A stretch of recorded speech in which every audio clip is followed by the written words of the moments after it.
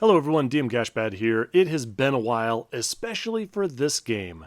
That's right, we're back with Gloomhaven Jaws of the Lion. Just to let you guys know, I don't give up on games. Yeah, it can take me a really long time to circle back to them, but they're always in the back of my mind. I'm always thinking about coming back to them. I do intend to finish almost everything that I've started. It just takes me a while. For those of you with long memories, I've been slowly chewing my way through this campaign with Hugo Chasseur, the Inox Hatchet, and Verdia, the Quatryl Demolitionist. We're a couple of idiot detectives working our way through a mysterious case of red-robed figures with weird blood experiments in the city of Gloomhaven. The good news is we think that we've solved the case. We think that we've resolved everything. The last fight we did way back when, we fought a giant monstrosity. It exploded from one of the cult's secret hideouts. We beat it up and we won, so we think we're more or less done. But we're still low on cash. We heard that there's this crazy guy outside the city who's setting up this challenge for adventurers for some sort of research purposes. Seems super legit. Anyway, you run through his gauntlet, you get some gold. Our guys are slowly getting more powerful. Verdia is up to level 4, Hugo is still level 3. I'm not changing my cards for this scenario. Verdia is rolling into battle with a stamina potion, weathered boots, a heater shield, and a healing potion. Hugo has got himself a stamina potion, eagle-eyed goggles, a throwing hammer, and the fateful compass. As before, at the bottom of the screen, the red number indicates our character's remaining health. The blue number indicates our character's remaining cards. You run out of either of those and you get exhausted and you're done. If both my characters get exhausted, I lose. If I kill all the enemies, then I win. Pretty straightforward. Let's begin. The board is set up like this. As before, I'm using custom miniatures for my guys, for the bad guys, for the terrain elements, all that kind of stuff. I'm starting in the room over on the left. There are 3 black sludges there as well as one of my new elite black sludges. There's a single Wing Chun wooden dummy as a terrain element, and we've got 4 traps. The traps work a little bit different in all of these rooms. In this first room, if you set off a trap, it damages not only the person who activated it, but all the characters in adjacent hexes as well, so it really explodes. And I'm at level 2 now, which means these traps cause 4 damage every time they hit, and I don't really want to take too many of those, so my goal is to push as many of these sludges into the traps as possible. To that end, Verdia is going to start off with the cards Explosive Blitz and 1-2 Punch, giving her initiative of 19, and Hugo's going for Second Wind and Repeat Shot for an initiative of 31. I know the sludges are generally shooter type, so I'm going to have to kind of chase these guys down, which is going to be annoying. But actually their first action card turns out to be Feed. Initiative 66, so they're going after us. Move +0, so they're going to crawl around at 1 hex, and then they loot 1, so they pick up any money that's nearby, and then heal 2 self. So they're not going to attack this round. Not only that, they're going to move towards me. For a starting card, that could be a lot worse. So Verdia gets to go first. She's going to use the bottom action of Explosive Blitz and just use the default move of 2 hexes. Then she's going to use one of my favorite cards, 1-2 Punch. She goes and punches this ordinary sludge right in front of her. First she does a Strength 2 attack. We draw a modifier card and we get my Poison card. So no additional damage, but it does give the poison condition, which is nice. The blob does have shield 1, so the 2 damage goes down to 1, but I do get to attack again. This time it's an attack 1. I draw a +1 modifier card, so the sludge gets another point of damage. Not only that, it gets muddled, so it's a disadvantage for its attack, which it doesn't have. Verdia gets herself 1 XP, and then I push it 2, which is what I really wanted to have happen. The sludge goes sliding across the floor straight into that trap by the door. The trap goes off, the sludge takes 4 points of damage. It also gives 4 points of damage to the elite sludge right next to it. So I'd say that's a pretty good first turn. Hugo's up next. He's going to move forward a little bit with the bottom action of Second Wind. Then he's going to use the top action of Repeat Shot, and I'm going to go after that damaged ordinary sludge. It only has 1 health left. It's probably overkill. But if I don't kill it, then it's going to heal 2 in its next round, and I don't want to deal with it. Hugo's Repeat Shot is Strength 3. All I have to do is not draw the null card. Sure enough, I just draw a +0 card, so 3 plus the poison damage, +0 minus the shield of 1. Yeah, dead sludge. Drops coin, and now it's on to the sludge's turn. They all just creep forward 1. The bad thing is then they loot 1, so that elite sludge, as it moves towards me, it picks up the coin that the regular sludge had dropped. Oh well. The elite sludge also heals 2, and we're to the end of the round. Next round, Verdia is going to go with Crushing Weight and Piston Punch. I'm going to do more pushing around. She gets an initiative of 22. Hugo goes for Center Mass and Disorienting Barrage. He'll go next at initiative 24. And the sludges get a nice swift initiative of 85 with Plasma Ward. Plasma Ward means they don't move, but they do push and poison all adjacent targets, and then they have an attack at +1 with a range 2. So Verdia is up first. She moves with the bottom action of Crushing Weight. She moves right below the Elite Sludge. I had forgotten that Crushing Weight only does the damage to the monster if it's next to a wall, so the Elite Sludge doesn't get the 2 points of damage. What can I say? I haven't played in a while. But the important thing is that she then goes and Piston Punches the Elite Sludge. Piston Punch is only a strength 2 attack, and I draw a +0 modifier card, so the Elite Sludge only takes 1 point of damage, but again, I get to push it 2 hexes, and I push it into the trap, so that blows up. The Elite Sludge takes 4 more damage. Not only that, but those other 2 sludges, since they moved forward, were right next to the trap as well. They each take 4 points of damage. I was kind of worried about these traps when I started off this adventure, but turns out they are really helpful. Hugo is up next. My intention was to use the bottom action of Center Mass. Center Mass is move 3, and then I get to push to 1 adjacent target. My idea was I was going to run up to that Elite Black Sludge and kick it into the next trap over. However, that would be pretty irresponsible. That would leave me in range of the other 2 black sludges. They would then get to attack with +1 attack bonus. That'd be a little irresponsible and risky. So of course that's what I go and do. Hugo charges right in, boots the Elite Black Sludge into that trap in the upper left. Trap goes off, kills off the Elite Sludge. Elite Sludge has 11 health, so that was perfect. I then get to fire off my Disorienting Barrage. Disorienting Barrage is kind of cool. It's target 3, range 3, strength 1, but it causes muddle to everyone that it hits. So I just throw out a confusing array of axes. Unfortunately, there's only 2 black sludges left, so I have to waste that 3rd shot. Oh well. For the first black sludge, I draw a +1 modifier, so that sludge takes 1 point of damage, and I draw a null for the second one. So got to reshuffle my attack modifier cards, and that guy doesn't get hit at all. Now it's over to the sludge's turn. They don't have anyone next to them, so they can't do their push and poison, which is fine. They can go ahead and fire off their ranged attacks at Hugo. Fortunately, they are at disadvantage. The first sludge gets a +0 and a +0. I guess I'll take the +0, so Hugo grabs 3 points of damage. And the second sludge gets the null card and a +0. So again, a big miss. All in all, that wasn't too bad. Fortune favors the stupid. New round, Verdia is going to go with Extra Fuel, my new card, and the big one. She gets an initiative of 17. Hugo gets a 30 with Stopping Power and Care Package. And the sludges get a 36. Kind of fast for them with Hasty Assault. I'm hoping they'll be dead by the time that rolls around, though. Verdia's up first. She moves with the bottom action of the big one. It is move 3 and allows me to destroy an adjacent obstacle, so she quickly hits that wooden dummy there. That gives her an XP and a Bless card. Also, it just is extremely satisfying, blowing up pieces of terrain.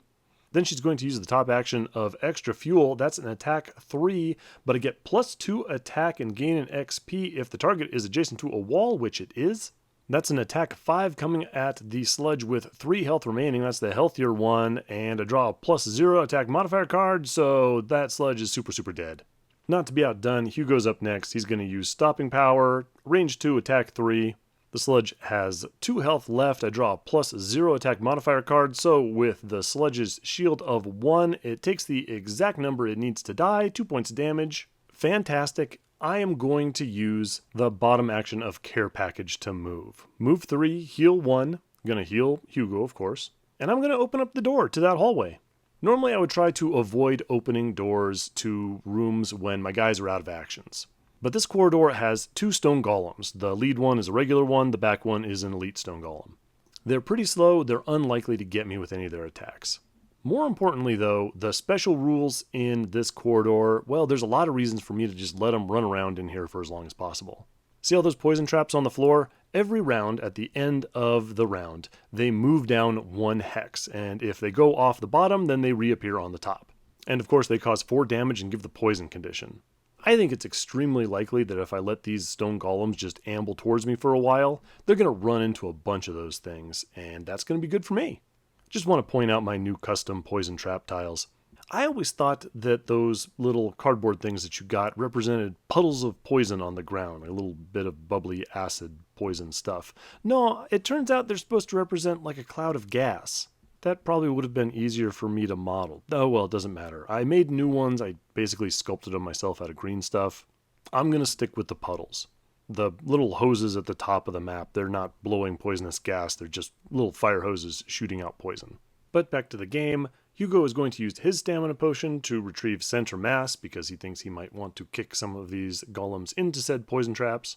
For their action card, the golems get taxing advance. They are +1 move, which is going to put them right in the line of fire of these poison puddles, and they're going to take 1 damage because it's so exerting moving that extra speed when you're big stone statue. Couldn't have asked for a better situation. They run into the gaps of the poison, they get themselves 1 damage. At the end of the round, all the poison traps move down, which means the one right above them splashes into them, it gets removed, they take 4 damage, they get the poison condition. Beautiful stuff. However, while I'm editing this video, I realized I made a mistake. Like I said, it's been a while since I played this game, such things happen.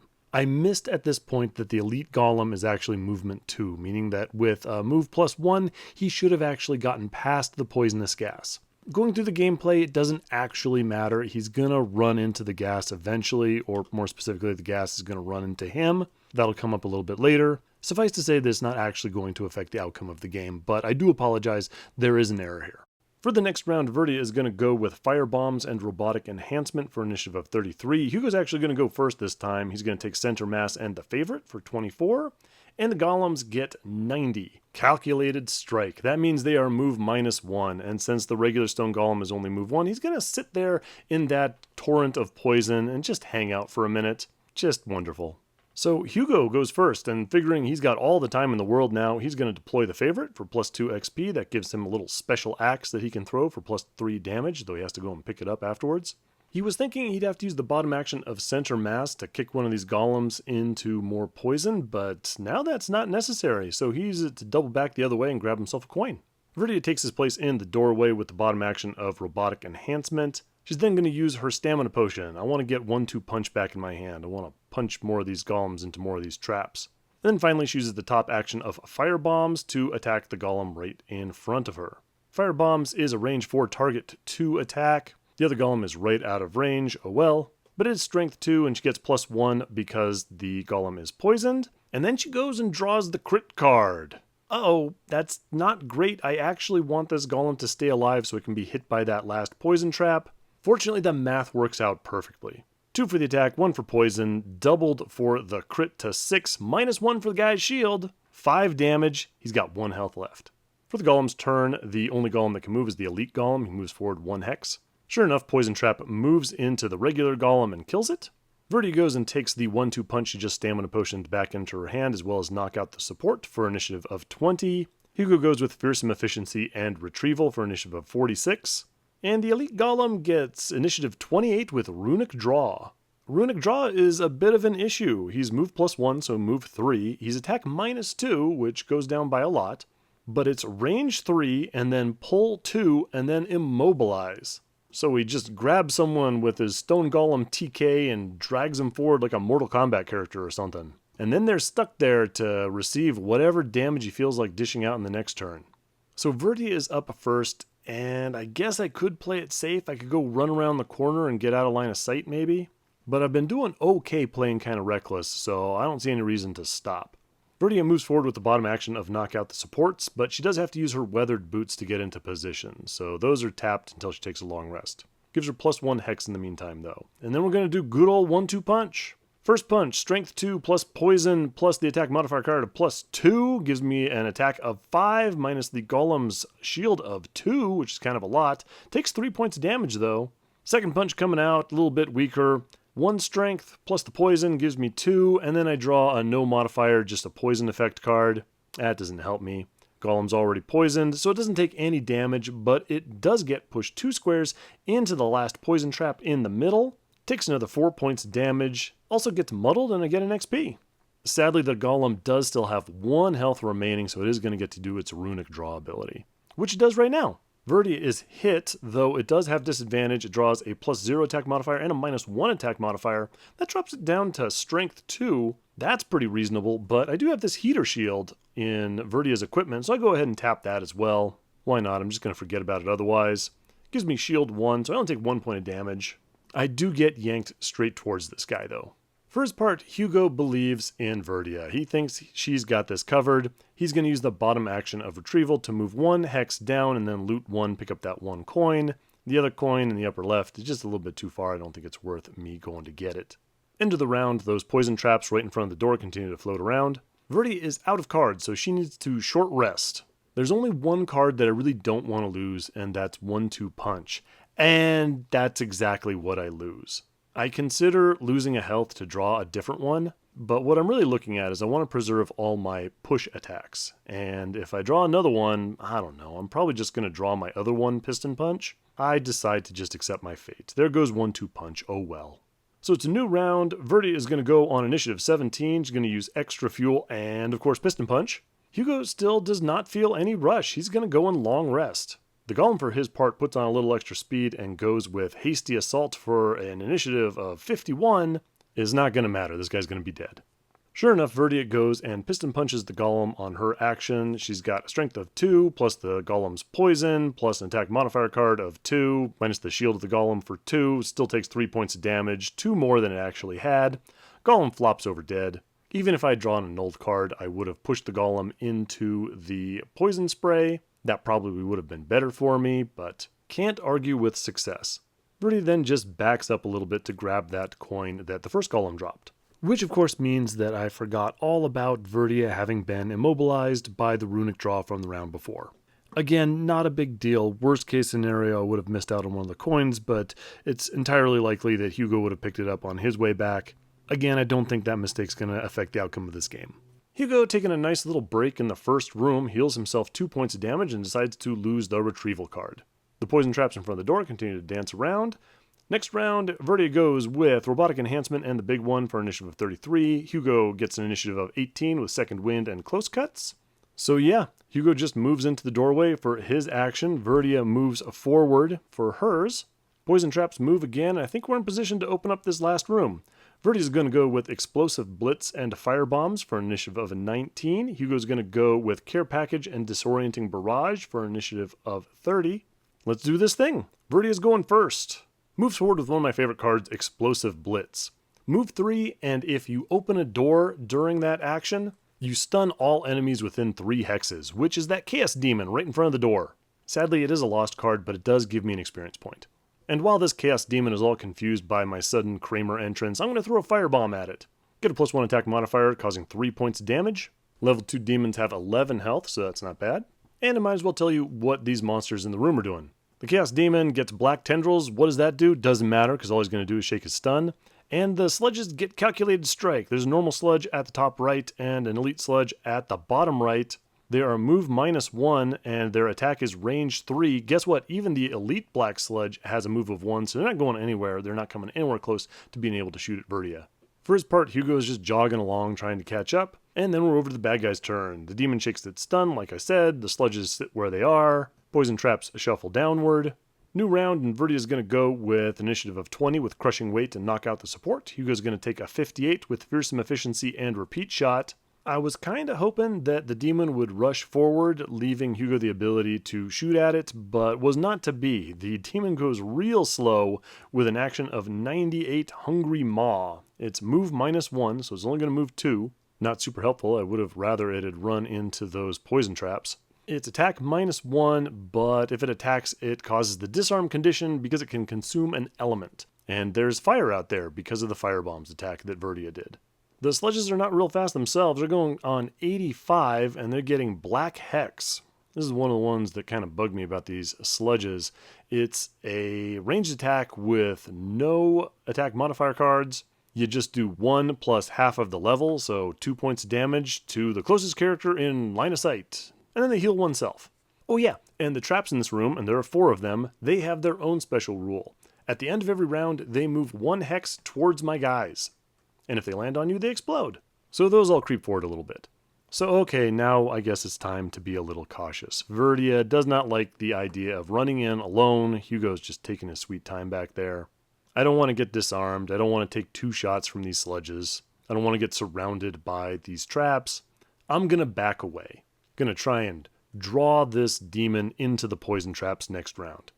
I can't avoid the line of sight of both of the sludges, so I'm going to take a shot from the one on the upper right. Hugo's up next. He moves on to the coin that the Elite Stone Golem dropped, and then we're on to the bad guys. At 85, the top right sludge puts 2 points damage on Verdia, and I wasn't paying attention to the line of sight with the bottom black sludge. Turns out Hugo's in line of sight of that guy, so he gets 2 points of damage. The demon moves to the doorway, and then the traps move. The poison puddles go and block off the demon. That's kind of cool. And all the little damage traps move in on my position, and I'm starting to get a little bit worried about this.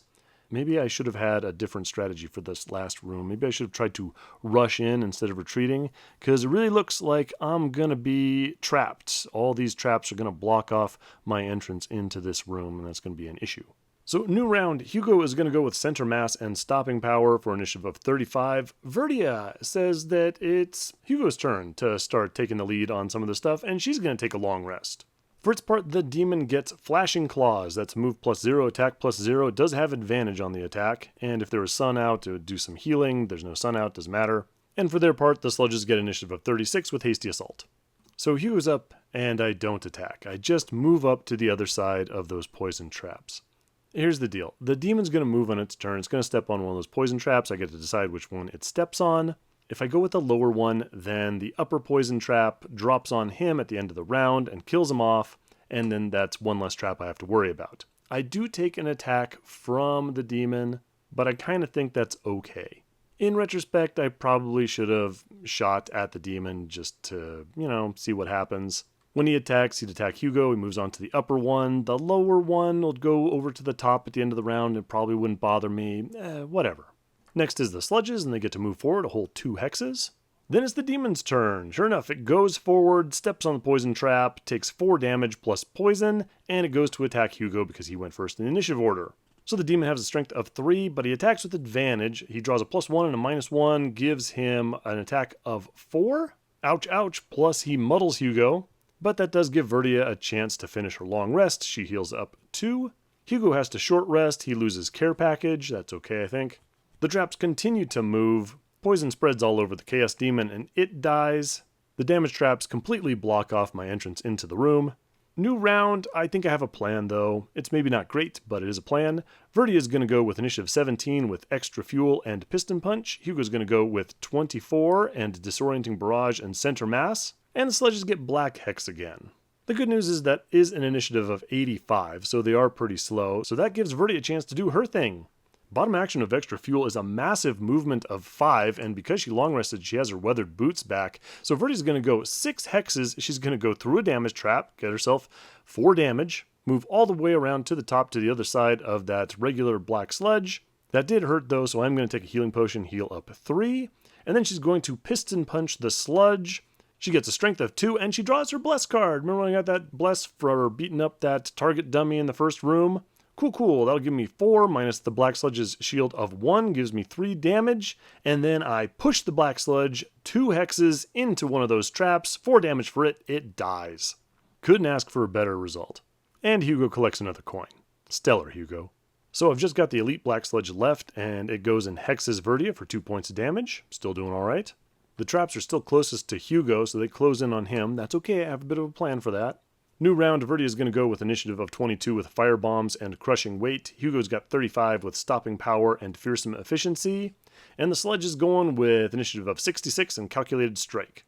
Verdia's up first, and she's going to throw the ever-reliable fire bombs at the elite black sludge, but I guess it's a little less reliable this time. I get the null card, so that's a whiff. Worse yet, you see that treasure chest over to the right? I always hate to leave treasure chests behind, so I'm going to move on to that. Sadly, this is a bad treasure chest. This one was trapped. Verdia is going to take 3 points of damage and get the poison condition. Really should have expected something like that. However, it's Hugo's turn to spring into action. He's going to use the bottom action of stopping power. That's move 3 with the jump ability, so he's just going to hop over all these damage traps. It is a lost card, but it does get him 1 XP. I think this game is about done. I'm going to be a lot freer with using my lost cards. Hugo lands on yet another coin and grabs that. And then he's going to use the top action of fearsome efficiency. That is a lost card. It is an attack of 6 with a range of 4. Gets me 2 XP, and we're going to use all the items on this. We're going to use our eagle-eyed goggles to give me advantage. I'm going to use my favorite token to give me +3 attack. And I'm going to use my throwing hammer to give the stun condition. So all told, that's 6 damage. I draw my 2 cards to get a +1 and a null. I guess I'll take the +1. +3 for the favorite, -1 for the shield. That gives this sludge a massive 10 points of damage. It's left with 1 health remaining.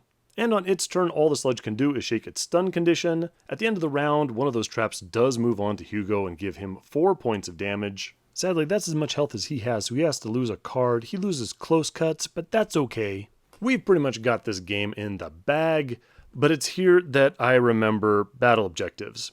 Those cards that you draw in the beginning that give you little things you can do to get a perk on your sheet. I totally forgot about choosing those at the beginning of the game. And so now at the last second, I go and say, hey, yeah, I forgot all about those. I guess I'll draw them now. Verdia goes and draws Straggler and Mugger. Straggler is you take no short rests. I've already taken a short rest. I guess I already failed that one. Mugger is that you kill an enemy and collect its gold in the same round. Well, okay, maybe I can try and do that, but I don't know which one I would have picked at the beginning, so I just roll randomly. I do get Mugger, which is nice, so I got a chance at achieving that one. Hugo gets Prohibitionist, no potions, and Scrambler, can't take long rests. He's failed both of those, he can't get them. So here we are at the very end of the game. It looks good. I think I'm going to win no matter what, but I'm going to try and get Verdia her battle objective. She's going to go with an initiative of 20 with robotic enhancements and knock out the support. Hugo's going to go a little bit before that, initiative 18 with second wind and repeat shot, and the sludge is going to get 57 with nothing special. So here's the deal. Hugo's just going to move up a little bit. He's going to use a Fateful Compass to get that Elite Black Sludge into contact with Verdia. Had that Fateful Compass this whole time. I thought it would have been great for moving these guys into traps, but the situation never worked out. Good news is I still have it for this little scenario that I'm trying to do.